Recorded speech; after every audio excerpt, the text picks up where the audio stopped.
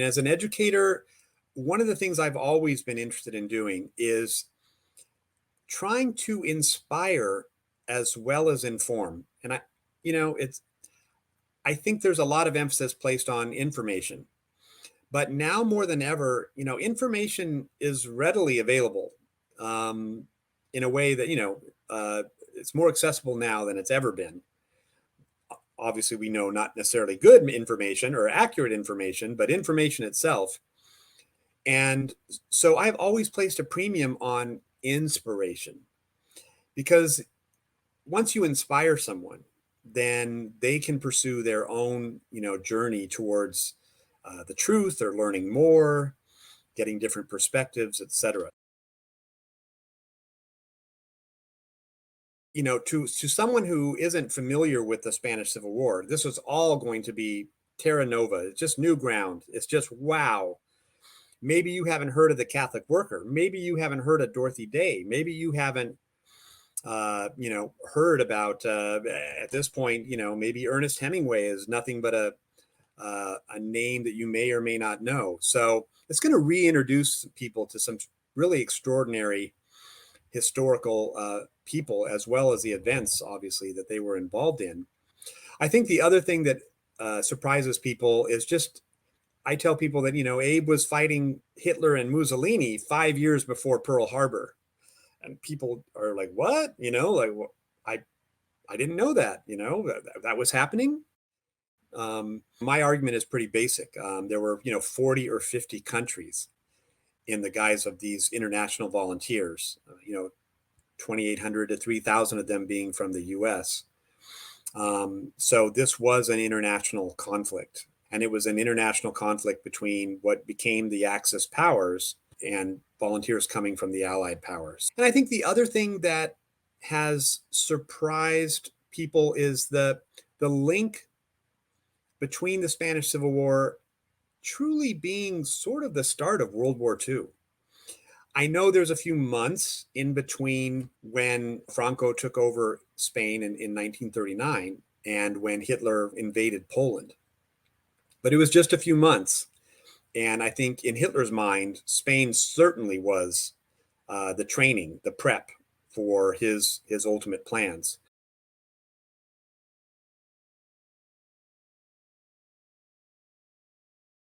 I think for someone who may know more about the war, it's going to be then the whole package of all these things that took place coming together in one story, because as Professor Ottinelli, so vividly brings up in his foreword, they really were, all the people in the Abe Lincoln Brigade were forged during the Great Depression. That is where they had begun to fight fascism. And they literally saw Spain as an extension of what they were already doing. They were the greatest, in my view, of the greatest generation, if you want to run with that well-known thing, right? They were there 5 years before the rest of the US and the leadership came along. And the question remains, what would have happened in 1937 if the full weight and might of what the US had to offer was thrown in support of the Republic? Now, Abe would tell me this was never going to happen, and he makes a good case for that. But if it had happened, what would have happened? It would have been a signal to Hitler immediately that his incursions into other territories would be immediately opposed by a formidable foe. So I don't know what would have happened. I'd like to think that the worst of what happened in World War II could have been avoided. And we'll leave it at that. So I've spoken to a few historians who were kind of taken aback by the start of World War II being the Spanish Civil War. Let me think about that. There's an evil Nazi in this book who, kind of takes things into his own hands. Well, I don't know if there was an individual evil Nazi doing things in Spain, but I do know is that Hitler was, throwing legions of the Condor Legion, every 6 weeks to get them trained into Spain. So I would use that as sort of the jumping off point for my own imagination. With regard to Caroline, all I remember Abe saying is that one of his initial hesitations about going to Spain was that he had this girlfriend at the time that he was crazy about, like many 20-year-olds would feel that way. And he was hesitant. He didn't want to leave this person that he was crazy about. So I took that little bit of information and turned that into Caroline being, the daughter of an Irish revolutionary and Republican, and working at the Catholic Worker House, because I knew the Catholic workers had crossed paths with the Young Communist League, and they especially crossed paths the night when the Bremen event took place, which is a German ship that was in the harbor in New York in 1935. So Caroline also represents the 80 plus women who volunteered to go to Spain. Most of them were, acting in some sort of a medical capacity, but some of them were ambulance drivers who were, under fire. So Caroline represents that amalgam too, not just that the woman that Abe left behind and reluctantly, but also the 80 plus women who put their lives on the line and did some remarkable work in Spain. As he used to say, I don't want to just be an old guy talking about my, memories of what happened half a century ago, whatever. That's not what young people are going to relate to. How does this relate to your life? How do my experiences relate to your experiences?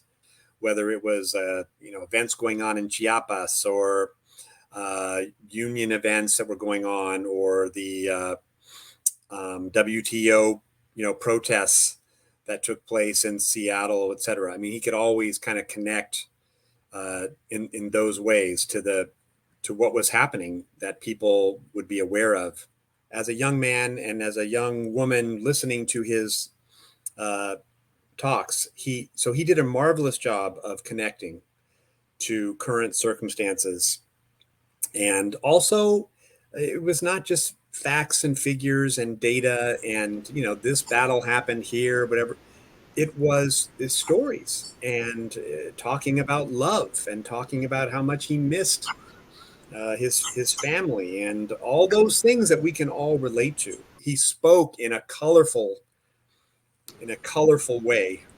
I have heard Abe address a group of young people and say, the person standing before you right now,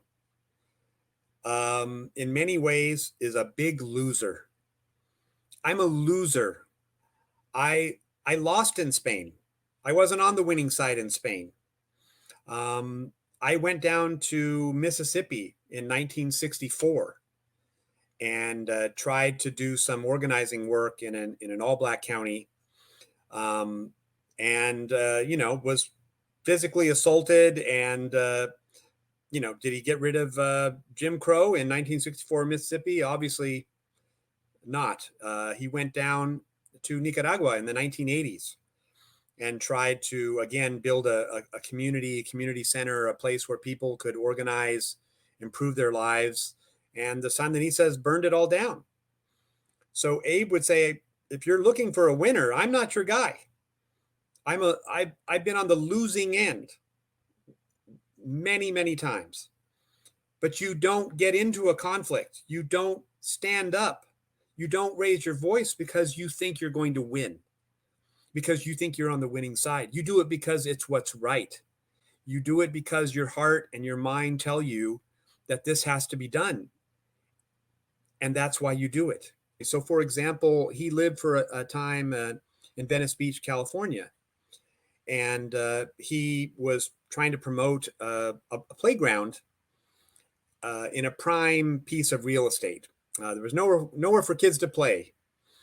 And so Abe wanted to have the city dedicate this plot of land for a playground. Of course, they wanted to develop it and, get lots of tax money from maybe some condos or big houses or whatever.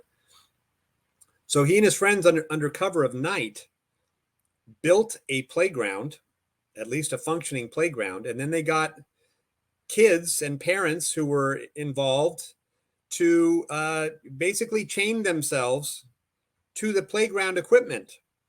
And he basically forced the city to say, okay, do you want to arrest a bunch of kids on a playground? You know, is that the look you want? And so he was very creative in his protests. In fact, he said that mischief has a role to play in radical work or in activism or in advocacy. Abe would say, I occupy the mid-space between optimism and pessimism.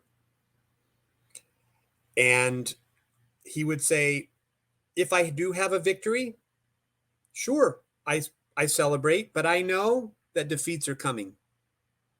And if I have a defeat and, I get my ass handed to me, I know that victories are coming. And I heard Abe share this with a group of men serving life terms in a Washington prison. And one of the prisoners wrote me afterwards and said, that statement that he made is what is helping me get through this, because you can't be an optimist in prison. But if you go down that road of being a morbid pessimist, then, your life is over right there when you make that decision. So I'm going to try to occupy that space in the midpoint, in the middle of that hazy area. And I think for a lot of us, especially activists and advocates who are up against it, maybe if we occupy that space, we'll become what Abe would say, long distance runners. A lot of sprinters. There's a lot of sprinters in advocacy and activism work. They're on fire, they see something, and then they see what it takes and they start to lose, and they get rebuffed and they get arrested, they get whatever it is, they lose a job, and they're out for the count. Abe was interested in helping young people to become long distance runners. There's a valley in Spain called Jarama. It's a place that we all know so well. It was there that we fought against the fascists. We saw a peaceful valley turn to hell. From this valley they say we are going, but don't hasten to bid us adieu. Even though we lost the battle at Jarama, we'll set this valley free before we're through. We were men of the Lincoln Battalion. We're proud of the fight that we made. We know that you people of the valley will remember our Lincoln Brigade. From this valley they say we are going, but don't hasten to bid us adieu. Even though we lost that battle at Jarama, we will set this valley free before we're through. You will never find peace with these fascists. You will never find friends such as we. So remember that valley of Jarama and the people that'll set that valley free. From this valley they say that we're going, don't hasten to bid us adieu. Even though we lost the battle at Jarama, we'll set this valley free before we're through. All this world is like this valley called Jarama. It's so green and so bright and so fair. No no fascist can dwell in our valley, nor breathe in our new freedom's air. From this valley they say that we're going. Do not hasten to bid us adieu. Even though we lost the battle at Harama, we'll set this valley free, for we're through.